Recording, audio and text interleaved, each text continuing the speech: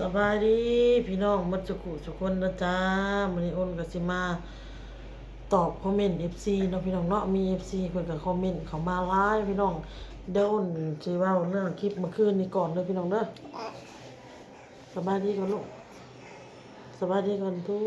กสบายดีเออมี FC เพิ่นคอมเมนต์มาพี่น้องอ้นก็เลยสิมาตอบบ่เฮ็ดลูกบ่เฮ็ดไปเล่นไปเล่น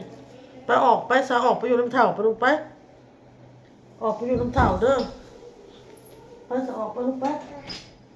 ออกไปเบิ่งออโต้หน่อยเด้อถ่ายคลิปก่อนสิเขามาบอกเหรอเขามาก็คุยกันว่าเอาเงินเน็ตให้พอมึงแล้วคืนเลยโอ้เลยได้ค่ะคือระหว่างหาคนเอาเบิ่งลูกนะเบิ่งลูกให้หน่อยนะโอนเน็ตให้แนวหนักไปหาบ้านจับไก่แหละคั่วไก่พี่น้องมีสิต้มไก่ข่าไก่ในเฮือนนี่แหละกินที่ข่าวก็ไม่ได้หมดข่าไก่สู่น้องๆกินเนาะมีหมูอยู่หมูสามชั้นยังอยู่ตอนหนึ่งว่ะสิไปเอาบอนเพื่อนโอนว่าจะเป็นจะพี่น้องดับพี่น้องมันเป็นอย่างคือดับ หึมโพดโอ้ยแม่กระเพื่อนอนกเขาอยากจะไปเห็นแม่เป็นน้องน้ำเลยบอลไปเห็นเป็นอย่างช่วงนั้นน่ะเป็ดกินเป็ดแหกเป็ดยังตายดับมันเป็ดแล้วก็เห็นอยู่กกหนึ่งสองกกบอลหวานน่ะแต่มันบ่ใหญ่นะมันบ่ขึ้น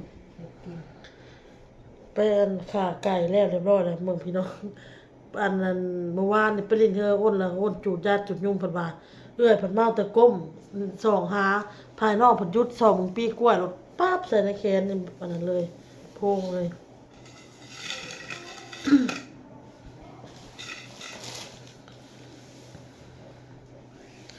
อ้นสิมาตอบคอมเมนต์ FC เด้อพี่น้องเด้อเอาคลิปเมื่อคืนนี่ก่อนเนาะพี่น้องเนาะ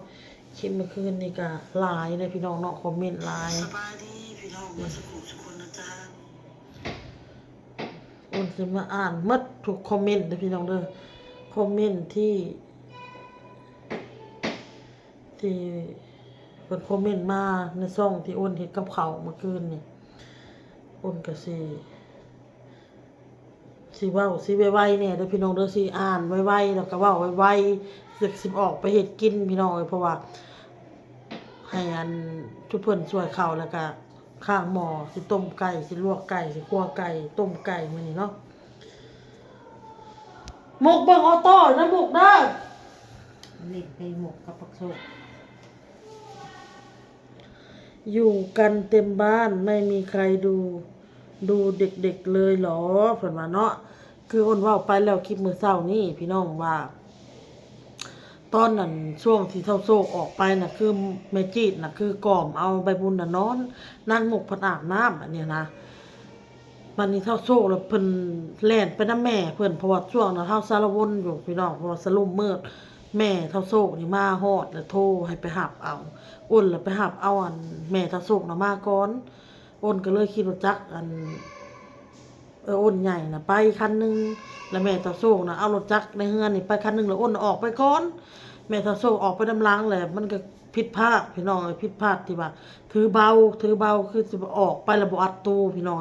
ถ้าออกไปแล้วอัดตู้ก็คือสิบ่มีปัญหาหยังเนาะพี่น้องเนาะอันนี้ก็เกิดข้อผิดพลาดเนาะพี่น้องเนาะนะแต่ว่าคันสิเฮาสิผิดแบบนี้หลายเทื่อก็บ่ได้เด้พี่น้องตัวน้อยสิคิดกินแหนงตัวเองว่าพี่น้องเนาะ สังเกตคนลาวเขาเป็นแบบนี้ญาติเยอะพี่น้องเยอะเขาก็ต้องช่วยกันเป็นอย่างเป็นอย่างอ้นอ่านบ่เข้าใจพร้อมบอกเป็น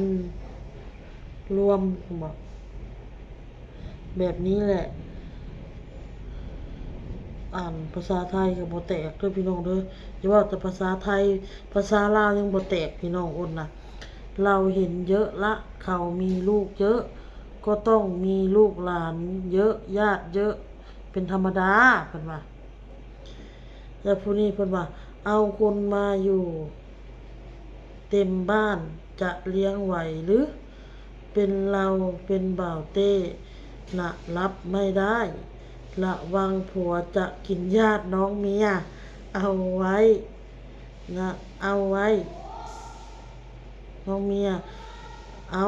จะกินน้องเมียเอาไว้ใจเกินไปก็ไม่ได้นะเอาสาวๆมาอยู่บ้านระวังจะเสียใจภายหลังเพราะคุณก็ใช่สวยเหมือนแต่ก่อนเตือนนะครับอย่าไว้ใจอย่าอย่าใจดีเกินเพิ่นว่าไว้ใจคนเกินผมรู้นิสัยผู้ชายดีเพิ่นว่าอันนี้อ้นก็ขอบมุกขอบใจขอบพระคุณที่เป็นห่วงเด้อพี่น้องเด้อที่เป็นห่วงอ้นนะพี่น้องเนาะในเรื่องนี้เนาะบ่าวเต้เพิ่นก็ได้อ่านแล้วเพิ่นก็เห็นแล้วเพิ่นว่าเพิ่นก็อ่านเพิ่นก็เห็นแล้วเพิ่นก็ว่าอ่าความคิดของคนเพิ่นว่าค่ะมันก็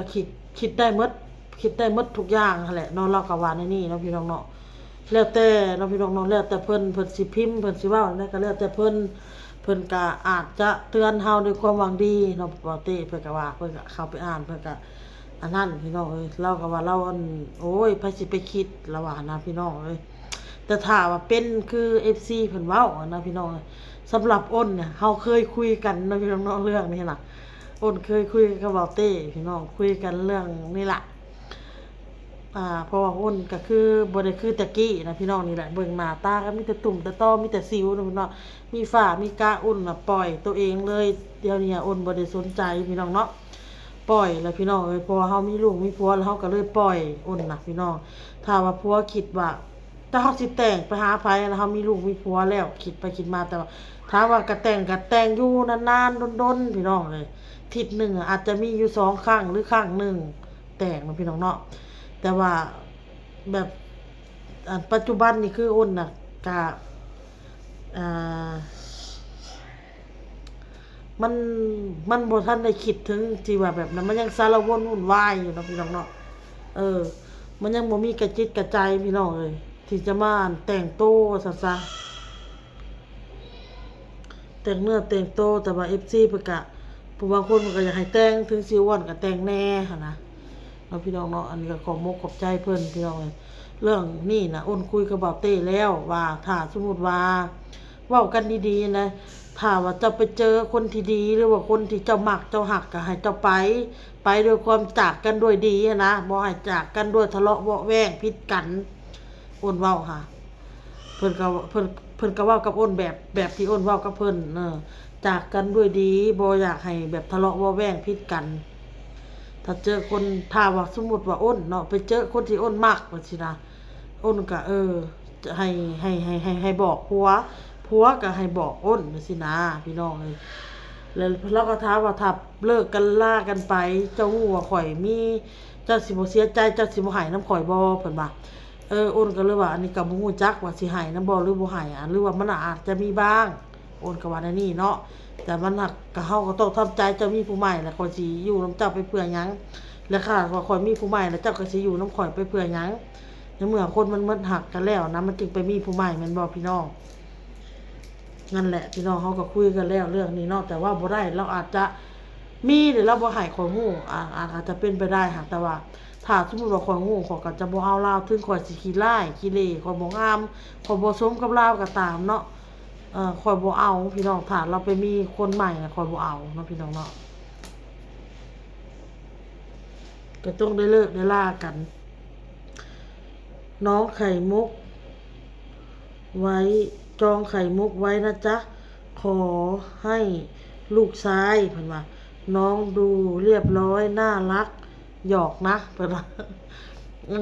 นิ่มๆมันนั่นแหละนางไข่มุกนะนี่อ่า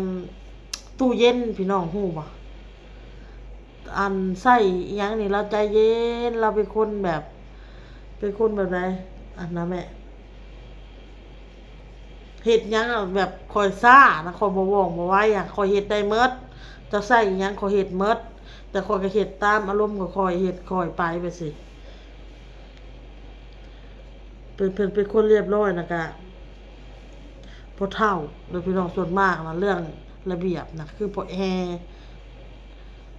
ก็บ่ได้พอแอนะแม่จีดนะเราเป็นคนง่ายๆสบายเนาะพี่น้องเนาะแม่จีดนะ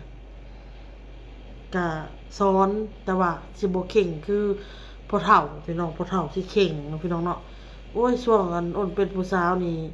ลาวไปบุญไปศีลลาวบ่ได้หายไปเด้อพี่น้องเอ้ยพอแอ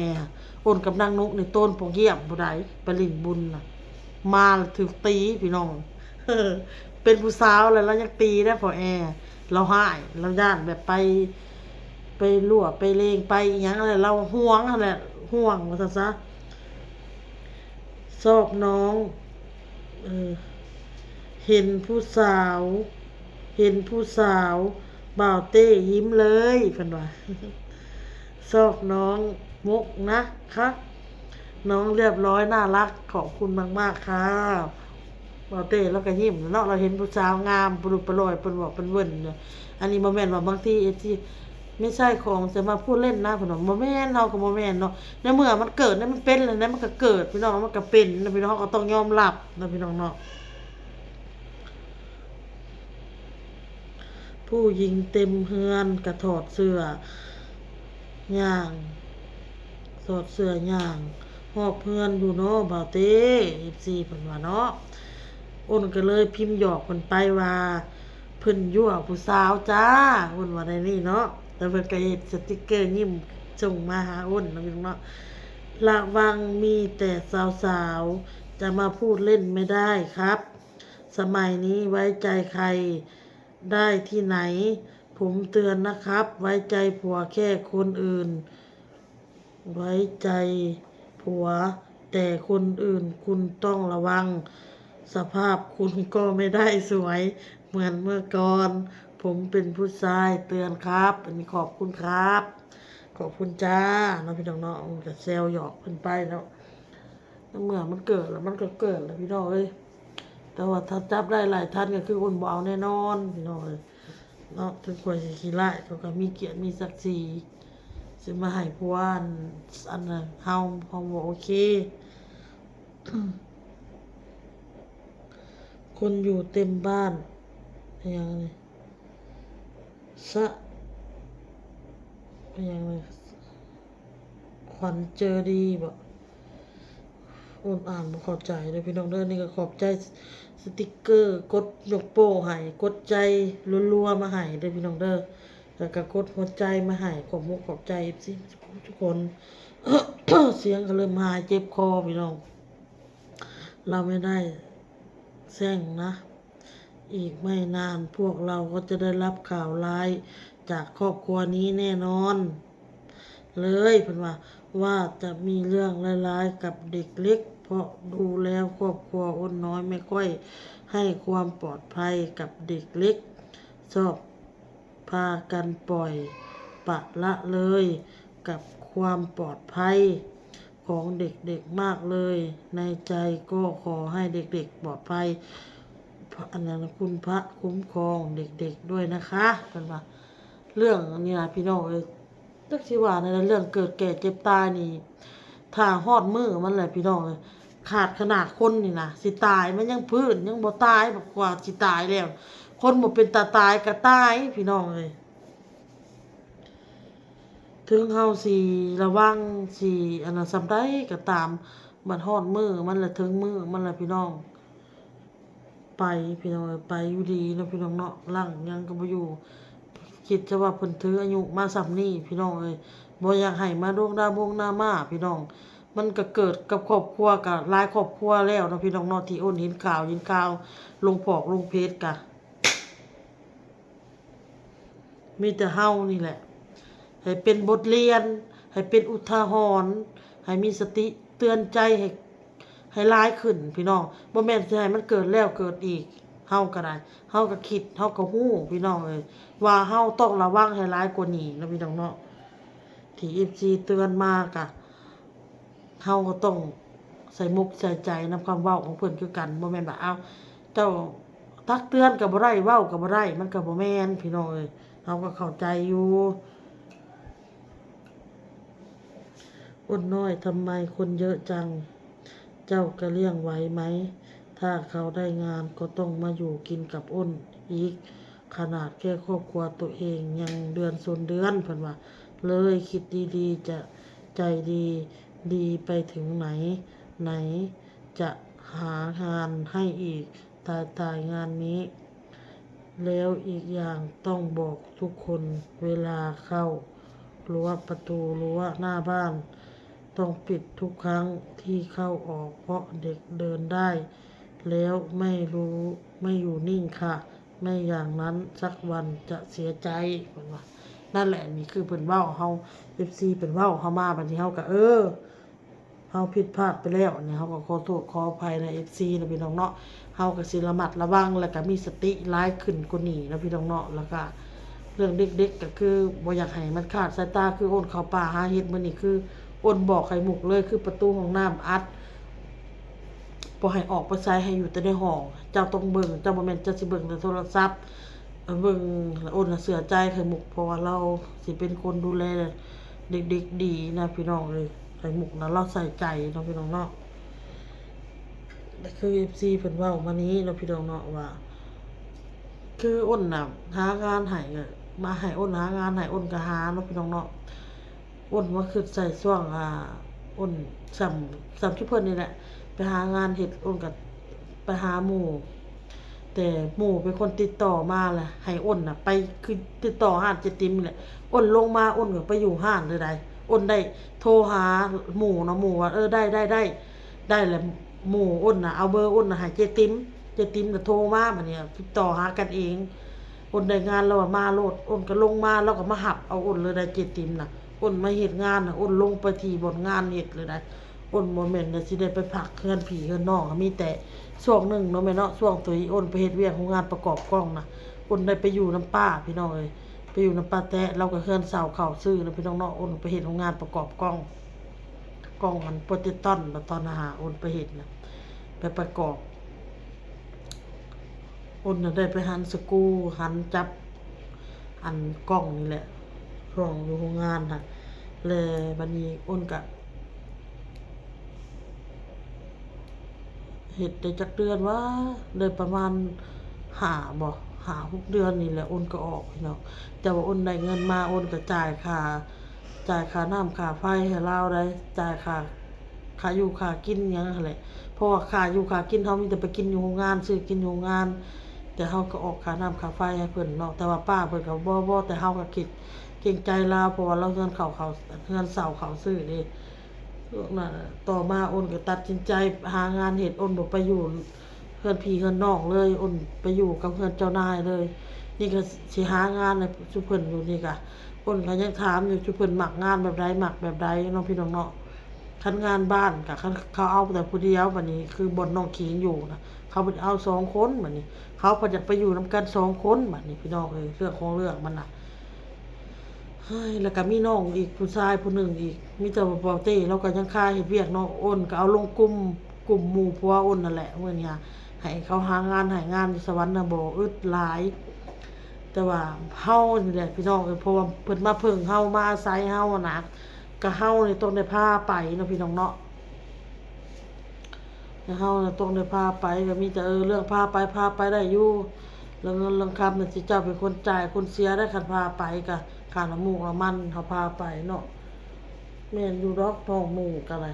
เฮาก็บ่แม่นว่าสิมีหยังมากมายเฮาก็บ่ได้มีคือ FC เว้าเด้อได้เดือนส่วนเดือนได้มาผัดบ่มีเฮาผัดเอาวังนี้มากินก่อนได้มาเฮาก็มาแทนเพิ่นบัดสิหมดเดือนอีกบัดนี้เอาทางนี้มาเอาทางนั้นมาอยู่เนาะพี่น้องเนาะเฮาก็บ่ได้มีหยังมีแต่ว่าหาเวียกเฮ็ดงานทำนั่นแหละ ให้มีเวียกมีงานเฮ็ดแล้วเรียบร้อยแล้วอ้นก็สว่างจิตสว่างใจเนาะพี่น้องเฮ็ดอะไรเพิ่นก็อยากเฮ็ดเวียกเฮ็ดงานมาหาเฮาแต่ว่าคันเฮาหาให้น่ะคันสิมาแบบ